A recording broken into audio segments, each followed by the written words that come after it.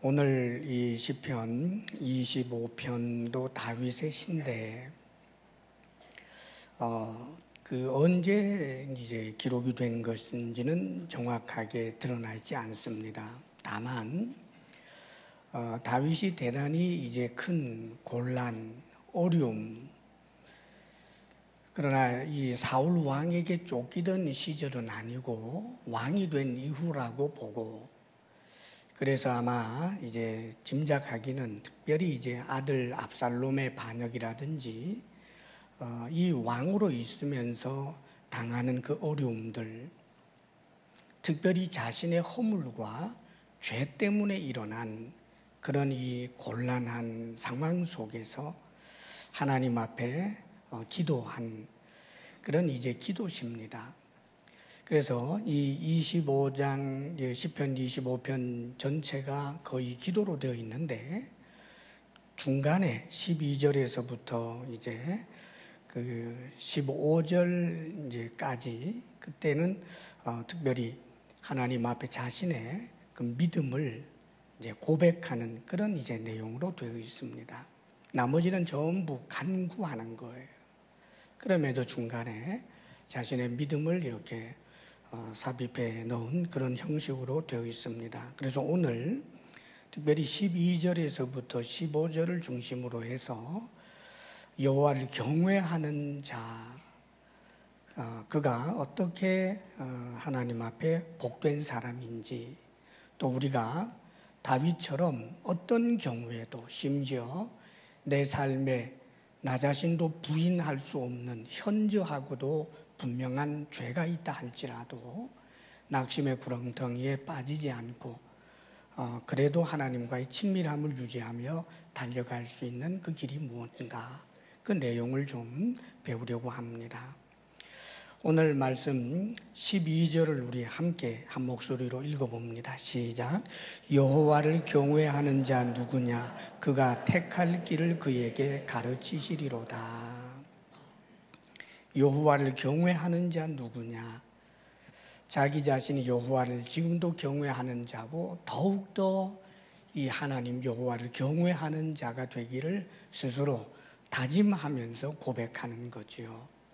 여호와를 경외하는 자 누구냐? 그가 택할 길을 그에게 가르치시리로다. 하나님을 경외하는 자에게는, 내가 진정으로 하나님을 경외한다면 하나님께서는 항상 가장 바른 길, 가장 옳은 길, 영광의 길, 궁극적인 승리의 길을 하나님께서 택하도록 그렇게 가르쳐 주실 것이다 라고 하는 믿음을 고백하고 있는 거지요. 실제 우리의 삶은 선택의 기로에 놓일 때가 참 많아요. 두 갈래 길, 이거는 뭐 둘 중에 하나니까 좀 덜 복잡한데, 최선이 있고 차선이 있고 차차선도 있고, 그러니까 선과 악이 너무나 분명할 때야 뭐 구별하기가 그래도 좀 쉽습니다만, 나름대로 그래도 작은아마 선 그럴 때 가장 지극한 선을 찾고 하나님 기뻐하시는 그 길을 가고, 이런 것이 사실은 대단히 어렵습니다. 그렇기 때문에 이 세상에서도 그 하나님을 모르는 그런 사회에서도 지혜를 많이 이야기합니다. 지식보다 지혜를 더 귀하게 여기는 이유 중에 하나는, 지식보다가 이 지혜가 있어야 어떤 그 상황에 대하여 중심을 볼 줄 알고 보다 더 중요한 것들을 볼 줄 아는 통찰력이 있다고 생각을 하기 때문에, 그래서 지혜로운 사람이 되도록 그렇게 이제 지혜 예찬을 하는 이야기들이 참 많지요. 그런데 우리가 기억해야 할 것이 있습니다. 사실 이제 굉장히 명석해서 무엇인가를 정확하게 분석하는 분석력이라든지, 이런 분석들을 근거로 해서 앞으로 되어질 일들에 대하여 나름대로 또 이렇게 내다보는 이런 이제 지혜로운 사람들도 물론 있습니다. 그런데 우리 크리스찬이 진정한 의미에서 지혜라고 할 때는 하나님을 경외하기 때문에 나오는 지혜예요. 어떤 면에서는 하나님을 정말 경외하기 때문에 택할 길을 하나님께서 가장 합당하게 여기실 것이 무엇인가? 하나님께 더 영광이 돌려질 것이 무엇인가? 내 유익보다는 하나님의 영광과 또 하나님의 뜻을 먼저 생각하는 그 우선순위를 가지고 이제 무엇을 할지 또 어느 길을 갈지를 결정하니까 결국 이런 지혜는 어디에서부터 오는 것이냐 하면 하나님을 경외하면서부터 오는 거예요. 그렇기 때문에 성경은 여호와를 경외하는 것이 모든 지식, 지혜의 근본이라고 말씀해주고 있는 것입니다. 실제로 성경에 이런 이야기가 있어요.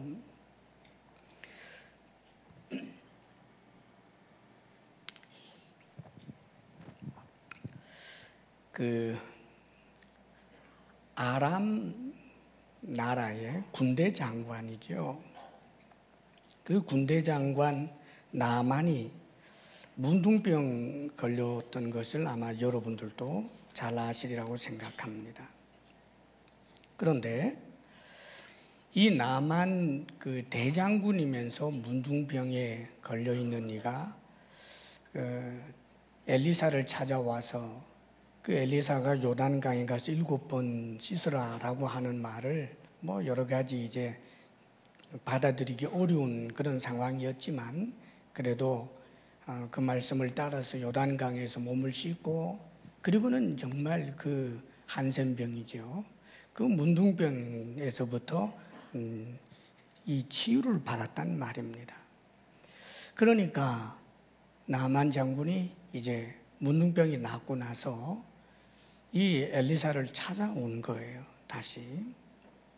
그리 와서는 감사하면서 한일국의 가장 권력이 있는 그런 이제 장수였으니까 그가 많은 그런 예물을 가지고 왔었습니다.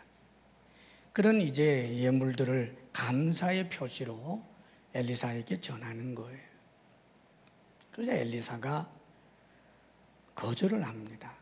그런데 그 거절이 워낙 단호했고 분명했기 때문에 더 이상 권하는 것은 대선지자 엘리사에게 대한 결례인 줄 알고 그래서 나만이 이제 그 마음을 접지요. 고마운 마음은 내 마음에 담아두리라. 그러면서 오히려 이 나만 장군이 이 엘리사에게 오히려 요청을 합니다. 뭐라고 요청을 했느냐 하면 제 예물은 받지 아니하신다 할지라도 제가 선지자님께 요청할 것이 하나 있습니다. 엘리사님 댁에 있는 이 마당에 있는 이 흙을 제가 2수레만 좀 가져갈 수 있도록 해 주십시오.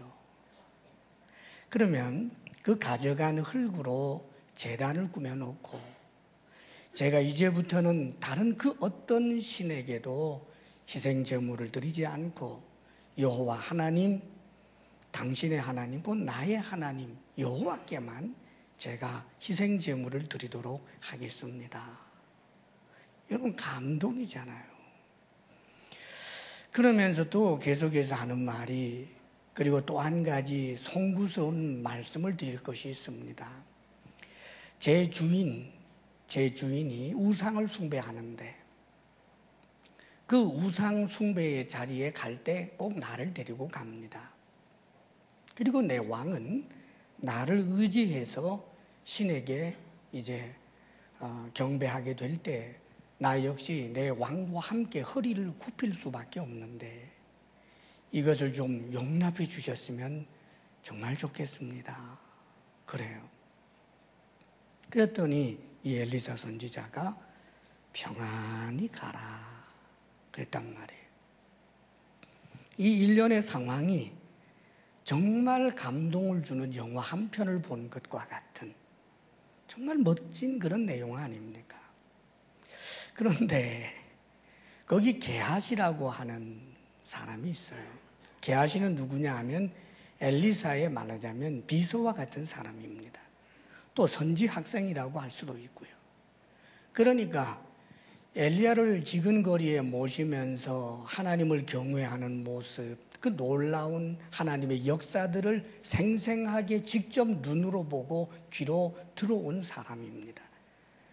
나만 이 문둥병자가 정말 엘리사 선생님의 말대로 가서 요단강에서 씻었더니 깨끗해져서 돌아온 그 기적의 현장, 그리고 이 이방의 장군이 내가 이제부터는 꼭 하나님만 섬기겠다고 흙을 두 술에 청구하면서, 아직까지는 그래도 믿음이 연약하고 자신이 아람 나라 사람이고 자신의 가족들도 있기에 그래서 진심으로 우상 숭배하는 것은 아니지만 내가 허리를 굽힐 수밖에 없는 상황이 되더라도 나를 용서해 달라고 하는 이런 이 나만의, 말하자면 자신의 문제에 대해서 가장 좋은 길을 요청하고 있는 지혜가 보이는 그런 상황이었다는 말이지요. 근데 사랑하는 여러분, 이 게하시는 그런 내용들을 보면서 감동이 없어요. 하나님의 역사가 일어났다라고 하는 것에 대한 감동도, 저 이방 장군이 하나님을 경외하게 되었다라고 하는 그 감동도, 그의 부족함을 참으로 용서해 달라고 용납해 달라고 청구할 때 하나님께서 이 엘리사 선지자를 통해서 용납해 주시는 그 아름다운 모습들도 하나도 눈에 들어오지 않고 귀에 들어오지 않아요. 그저 한 가지, 아이고 아까운 거, 아이고 아까운 거, 저거 주는데 왜 못 받아? 어우 저거 쪼다 아니야. 주는데 왜 안 받아? 주는데. 이것만 머릿속에 붙들고 있다가 맹렬하게 지혜가 발동합니다, 여러분. 머리가 막 돌아가요. 100% 두뇌가 막 발동을 하는 거예요. 그래가지고 소설 쓰잖아요. 그 짧은 시간에 저 나만이 이제 일행들하고 함께 저 동네 구비를 썩 돌아가는 그 순간까지 막 머리 돌려가지고 쫓아갑니다. 나만 장군님, 나만 장군님. 갑자기 선지 생도가 와서 그가 너무 가난하기 때문에, 우리식으로 말하면 학비를 낼 길이 없는데, 그래서 약간 그에게 좀 돕기 위해서 뭐 좀 주라고 우리 엘리사 선생님이 그러시네요. 그랬더니 이 나만 장군이 얼마나 좋겠어요. 그러니까 나만은 많이 챙겨줬단 말입니다. 그래가지고 그걸 받아가지고는 자기 방에 가서 다 감추어 놓고 입 깨끗하게 닦고 그리고는 딱 서 있어요. 나는 역시 머리가 좋아.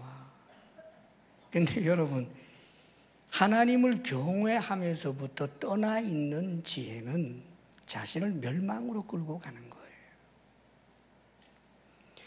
머리가 나빴으면 훨씬 좋을 뻔했어요.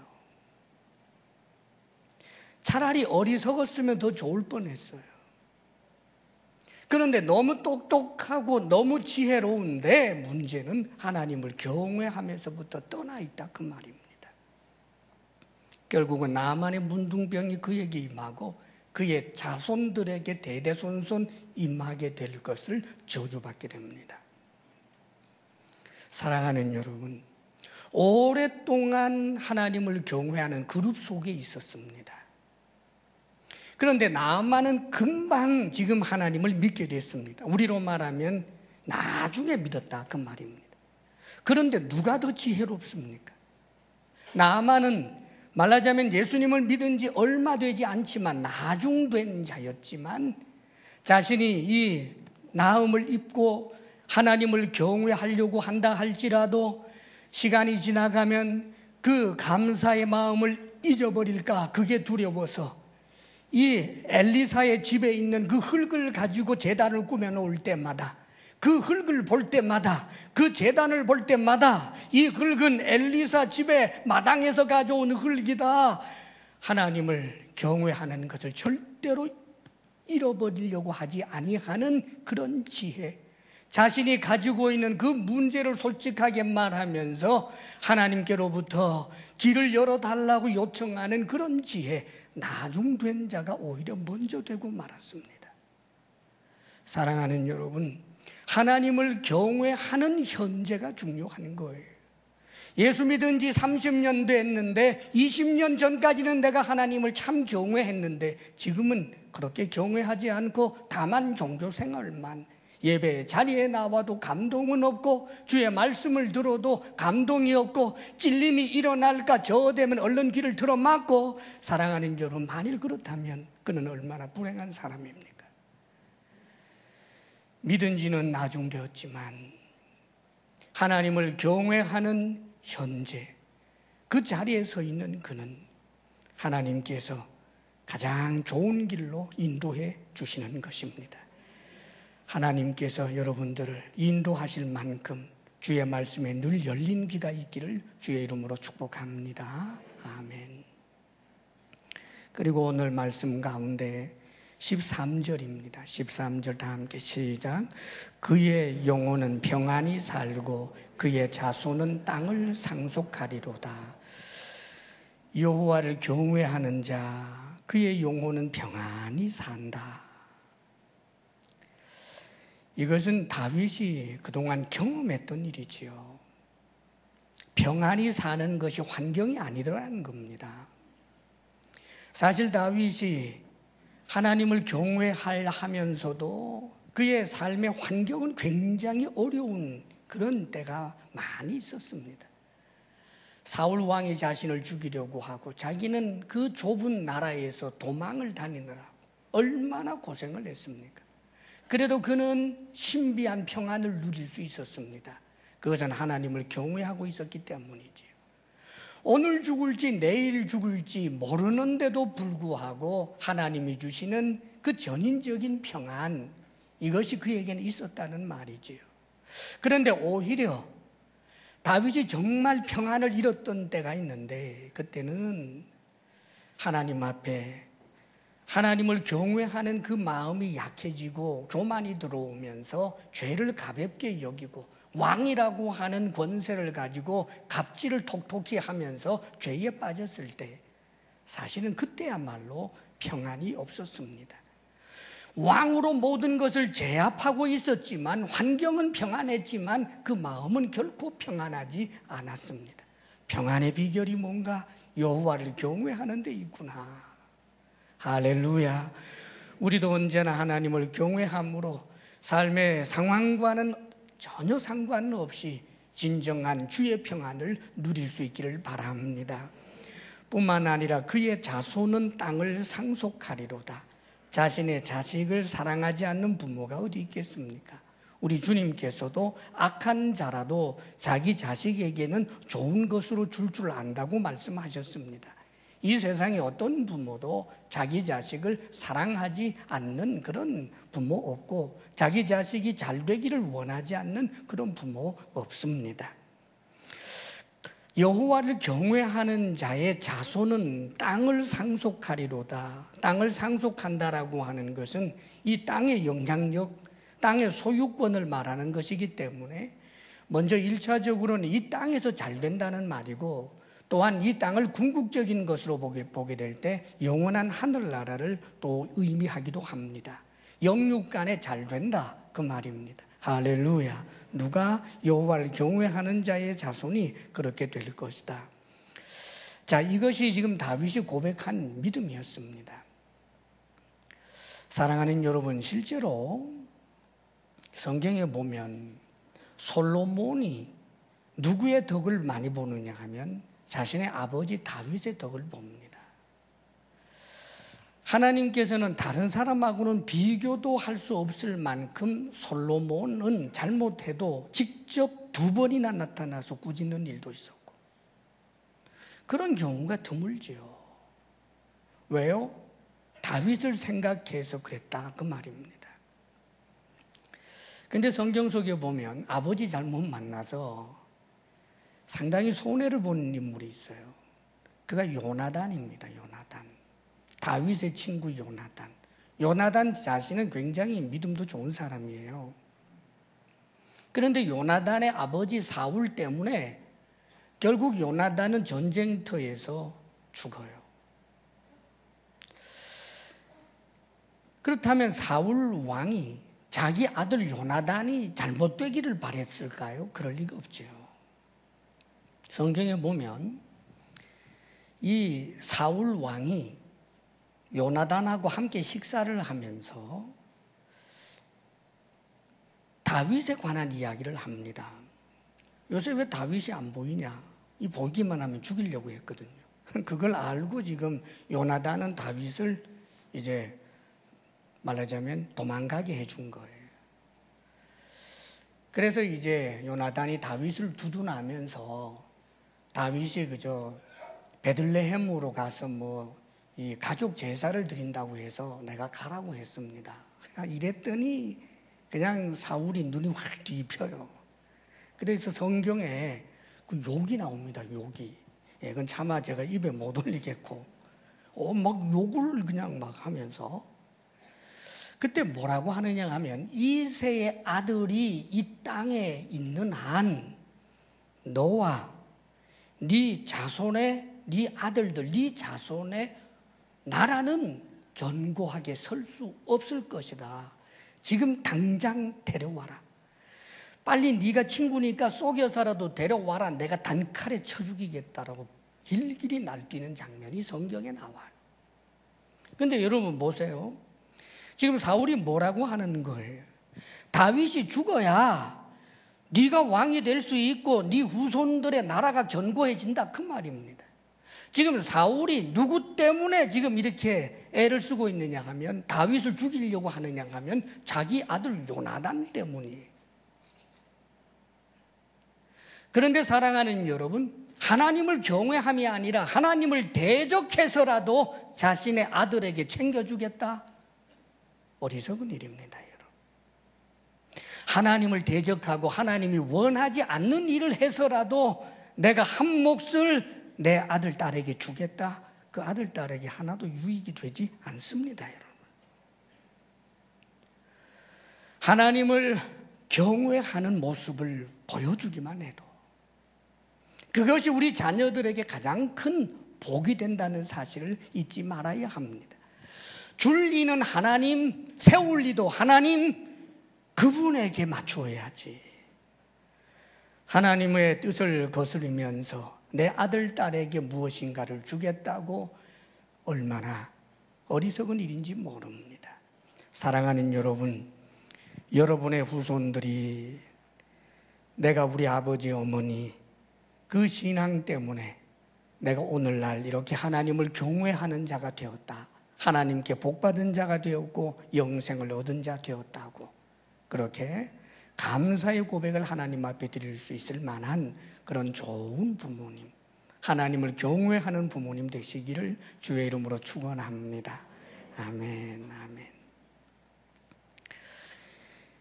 14절 말씀 우리 함께 읽어요. 시작. 여호와의 친밀하심이 그를 경외하는 자들에게 있으며 그의 언약을 그들에게 보이시리로다. 지금 다윗의 그 믿음을 또 한 번 고백하는데 여호와의 친밀하심이 누구에게 있는가? 하나님을 경외하는 자들에게 있다라고 고백합니다. 이거 굉장히 지금 다윗 입장에서 찔리는 말이에요.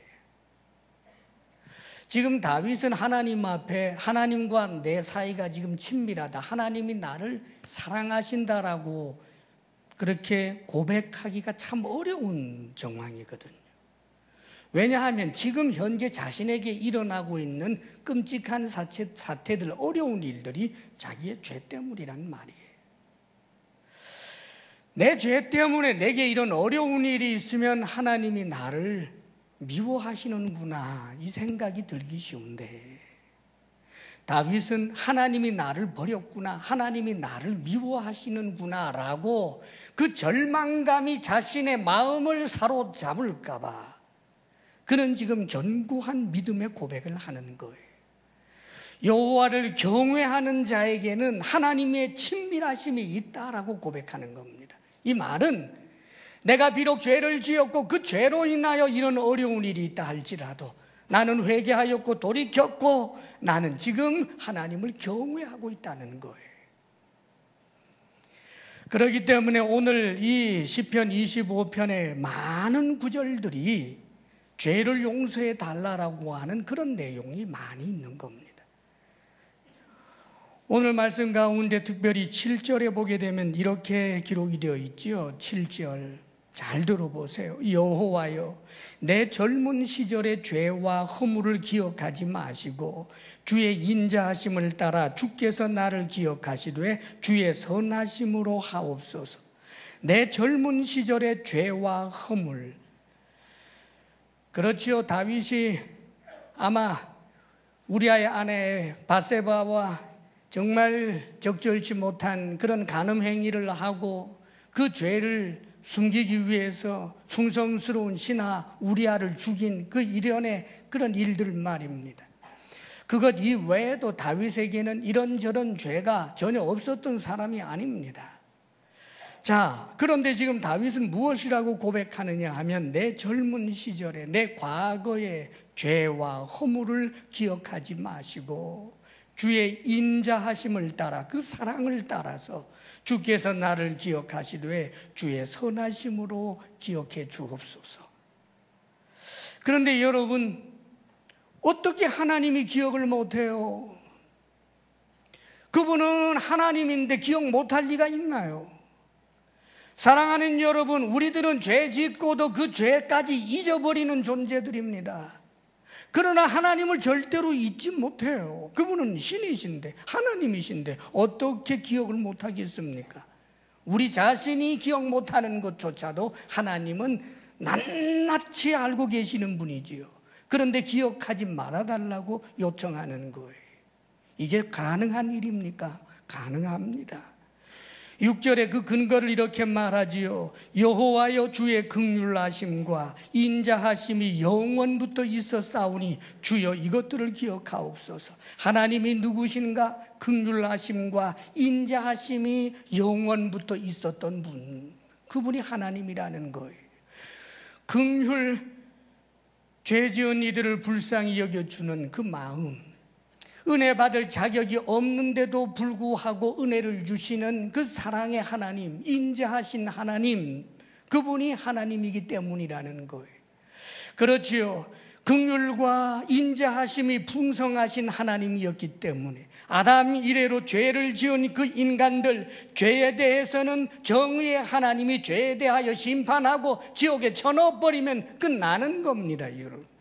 사랑하는 여러분, 하나님이 외로워서가 아닙니다. 우리 인간 따위 없어진다고 할지라도 천군 천사와 더불어서 혹은 아담과 그의 후손들을 전부 지옥에 쳐놓고 또 다른 인류를 만들 만한 능력이 없는 분이 아닙니다. 그런데도 하나님의 형상을 따라 지정의 인격을 가지고 있는 인간 하나하나를 너무나 불쌍히 여기기에, 그래서 하나님이 사람 되셔서 이 땅에 오신 예수 그리스도, 그분이 십자가에 못 박혀 죽으심으로 누구든지 하나님의 은혜와 사랑을 요청하기만 하면, 다시 말하면 예수 그리스도 십자가 구속을 통하여 드러난 그 하나님의 사랑과 그 용서하심을 인정하고 받아들이기만 하면 그 누구의 죄도 더 이상 기억하지 않는 주의 보혈로 덮여버렸기 때문에, 그래서 그 보혈에 씻어져서 하나님께서는 마치 우리가 전혀 죄를 알지도 못하는 자처럼 여겨주시겠다라고 하는 것이 성경의 복음 중에 복음 아닙니까? 할렐루야. 지금 다윗은 구약의 의미에서 이런 신약적인, 말하자면 하나님 성품을 근거로 해서 하나님께서 죄를 용서해 달라고 하는 자기 자신을 용서해 주셨을 뿐만 아니라 지금 온유한 마음으로, 이 온유하다라고 하는 것은 하나님 앞에 길들여져 있는 걸 말하는 거예요. 그래서 하나님을 경외하고 하나님에게 순종적 태도를 가지고 있는 자기 자신에게 하나님께서는 친밀하심을 베푸신다, 그 믿음을 가지는 거예요. 왜요? 하나님이 나를 친밀하게 여기는 것보다 더 가치 있는 것은 없으니까. 하나님이 나를 냉엄하게 본다라고 하는 것보다 두렵고 무서운 것은 없으니까. 사랑하는 여러분, 여러분 스스로 한번 생각해 보십시오. 하나님이 여러분을 친밀하게 다가오십니까? 아니면 냉엄하게 여러분을 보고 계십니까? 사랑하는 여러분, 예수 그리스도의 십자가 구속의 은혜가 나의 자격 없음을 덮고도 남음이 있다는 사실을 여러분 믿으십니까? 그렇다면 하나님께서 예수 그리스도 안에서 나의 아버지가 되어주시고 나를 친밀하게 대해주신다는 사실을 굳게 믿을 수 있기를 바랍니다. 이 세상에서 역사하는 마귀가 하는 유혹 가운데 하나는 하나님 앞에서 자존심이고 하나님 앞에서 참으로 이 휴지 조각만도 못한 넝마와 같은 자기의라고 하는 옷을 입는 거예요. 나의 죄됨을 하나님 앞에 용서를 구하고 자격 없는 나를 하나님께서 주의 보혈로 덮으시고 사랑해 주신다라고 하는 그 믿음으로 가는 것이 아니라 내가 하나님 앞에 그래도 한 목소리 할 만한 자격증은 있어야 된다고 생각하는 것 말입니다. 그래서 예수 믿는다라고 하지만 엄격한 의미에서는 자기의 의를 믿는 사랑하는 여러분, 그런 사람들이 한 사람도 없기를 바랍니다. 계속해서 15절 말씀 우리 함께 읽습니다. 시작.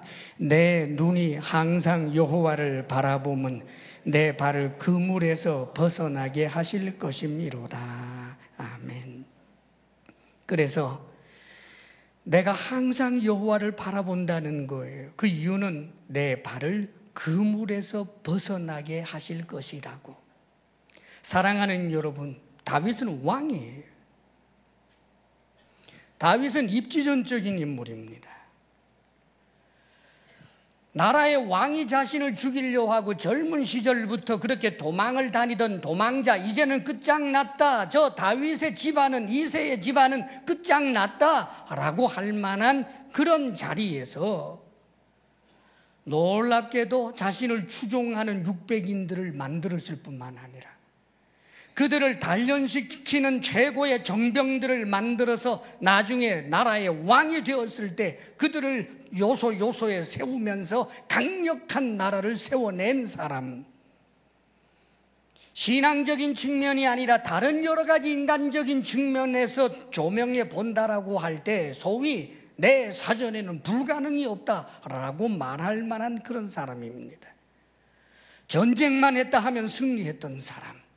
어떤 문제가 있어도 그 문제를 극복하고 그 문제가 오히려 자신에게 유익이 되게까지 했던 사람, 대장부 다윗 아닙니까? 그런데 지금 다윗이 겸허히 고백하고 있는 것은 자신이 해결할 수 없는 그물들이 있다는 거예요. 사랑하는 여러분, 하나님을 믿을 바에는 내 주먹을 믿어라. 이 자리에 그런 정신 나간 소리 하는 분 한 분도 없기를 바랍니다. 나는 할 수 있어. 나는 할 수 있어. 사랑하는 여러분, 할 수 없는 게 훨씬 많습니다. 그게 솔직함입니다. 사회적으로 돈 좀 벌었다고 조금 성공했다고 해서 정말 그가 모든 것을 할 수 있는 사람입니까? 스스로 어리석고 교만해서 자신의 힘을 과신하는 거지요. 사랑하는 여러분, 신앙인은 의지가 약하기 때문에 하나님을 의지하는 존재가 아닙니다. 우리 인간의 연약함을 정말 직시할 줄 알기에 주를 의지하지 않고는 내 삶의 자리에서 일어나는 그물들, 사소한 것 하나를 친다면 아버지로서 혹은 남편으로서 아내와 아들, 딸들의 마음조차도 제대로 얻어내지 못하는 칭칭 감겨있는 가족 내의 인간관계도 해결하지 못하는 나약한 존재가 우리 아닙니까, 여러분? 사랑하는 여러분, 이런 모든 내 능력과 내 힘으로 할 수 없는 그런 한계 상황들이 솔잎보다 무수히 많은 연약한 존재라는 사실을 인정하며 하나님의 도움을 구하는 그 사람이 여호와를 경외하는 자요. 사랑하는 여러분, 그런 그물들을 하나님께서 하나둘 벗겨주시고 나중에 죽음이라고 하는 그물, 인류 역사상 어느 누구도 스스로의 힘으로 벗어낼 수 없었던 그 죽음의 그물을 우리 하나님께서 걷어내시면서 영생과 부활로 은혜 베풀어 주시는 것입니다. 온전히 하나님 경외함으로 주의 친밀함과 더불어 오늘이라고 하는 나날을 주님과 늘 동행하며 사시기를 주의 이름으로 축원합니다. 기도하겠습니다. 아버지 하나님, 우리가 하나님께 말로 할 수 없는 은혜를 입었는데 하나님을 경외하는 자로, 지금 경외하는 자로 서게 하여 주옵소서. 아버지여, 아버지여, 참으로 하나님을 경외할 때 지혜가 있고 하나님을 경외할 때 평안하며 하나님을 경외하는 자의 자손에게 유익이 임하며 하나님을 경외하는 이에게 하나님이 친밀하심을 베풀고 그 물에서 벗어나게 하신다는 이 믿음을 우리들도 다윗과 같이 동일하게 갖고 아버지 하나님, 이 험한 세상 하나님 경외하고 주를 믿는 믿음으로 살아가게 하옵소서. 예수님 이름으로 기도합니다. 아멘. 아버지 하나님, 참으로 우리의 모든 죄와 허물로 인한 하나님의 징계로 오늘 우리의 삶에 불편함이 있다 할지라도 아버지여, 그 징계를 달게 받을 뿐 아니라 하나님을 경외하는 자로 하나님 앞에 온전히 결단하오니 주의 보혈로 죄를 씻으실 뿐 아니라 주님께서 언제나 주의 평안을 주시고 가장 바른 길을 택할 수 있도록 지혜롭게 하시며 하나님께서 친밀하게 다가오셔서 기도가 막히지 않고 하나님을 찬양하고 예배하는 감격 속에 살면서 우리의 삶의 그 어떤 그물도 해결해 주시는 역사를 목도하게 하옵소서. 우리 성도들 어떤 경우에도 낙심치 않도록 하나님 아버지 그 믿음을 권하여 주옵소서. 아버지 하나님, 주신 은혜 생각하옵고 우리가 감사로 예물을 올려드립니다. 우리 땅의 필요를 아셔서 하나님께서 일의 열매를 주셨사오매 많이 얻었든지 적게 얻었든지 주께로부터 온 줄 알고 주님 앞에 구별하여 다시금 감사로 예물 올려드리오니 동방박사들의 예물을 받으심과 같이 우리가 드리는 이 변변치 못한 예물일지라도 받아 주시옵소서. 우리 성도들에게 일터의 복을 주셔서 수고한 땀의 열매 없이 돌아오는 일이 없도록 풍성하게 은혜 베풀어 주옵소서. 우리 성도들에게 건강의 복을 주옵소서. 마음의 평강을 주옵소서. 부부사랑 돈독하게 하옵소서. 우리들의 자녀가 부모 잘 만난 덕이 될 만큼 우리가 하나님을 경외하는 자 되게 하시고 우리의 아들, 딸들 더욱더 주를 경외하는 자들 되게 해 주옵소서. 이제는 우리 주 예수 그리스도의 크신 은혜와 하나님 아버지의 한없는 사랑과 성령의 교통하심과 충만케 하심이 하나님을 경외하겠나이다 결단하며 나아가는 사랑하는 모든 성도들 위해 이제로부터 영원토록 함께 하시기를 간절히 축원하옵나이다. 아멘.